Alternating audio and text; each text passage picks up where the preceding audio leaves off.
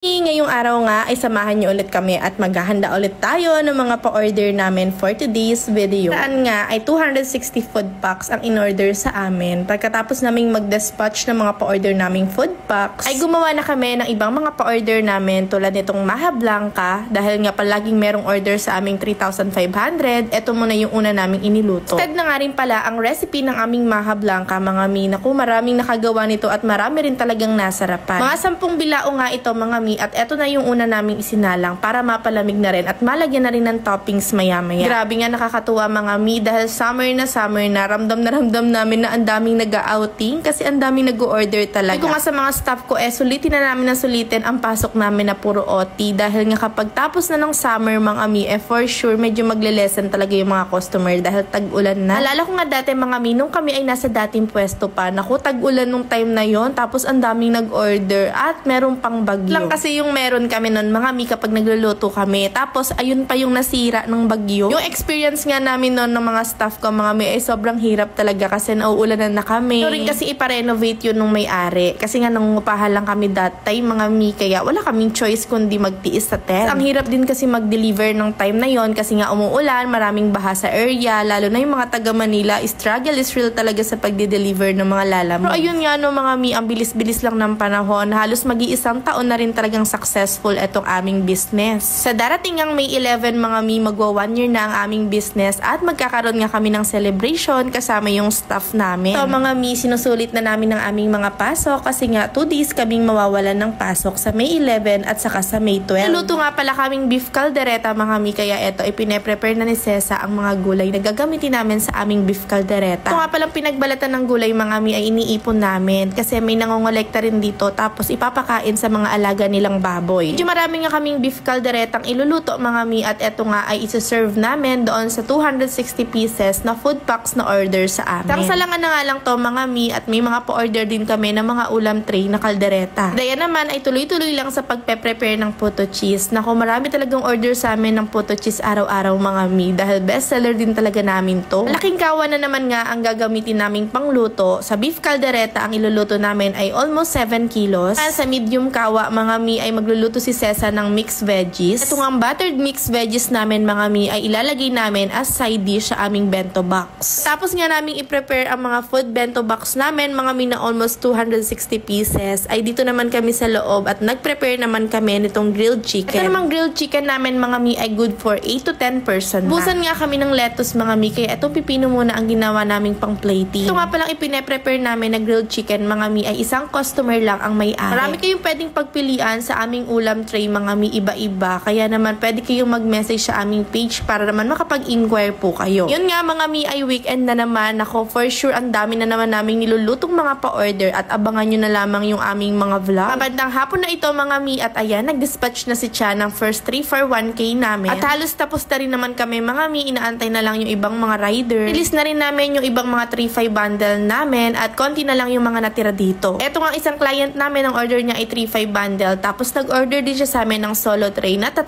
piraso. Kami na rin yung mismong nagsasalansa ng mga pagkain mga mi kasi gamay na namin to kung paano magiging safe ang pagkain at makakarating sa inyo ng maayos. Lalagay rin kami ng mga pangkalang dyan mga mi para sure na hindi tatagalid yung pagkain at hindi matatapon ang mga sarsa. Hanggat maaari mga mi talagang pinagkakasya namin yung pagkain. Kung kaya naman talagang pagkasyain sa motor, motor na lang namin ibinubuk para makatipid din naman si client.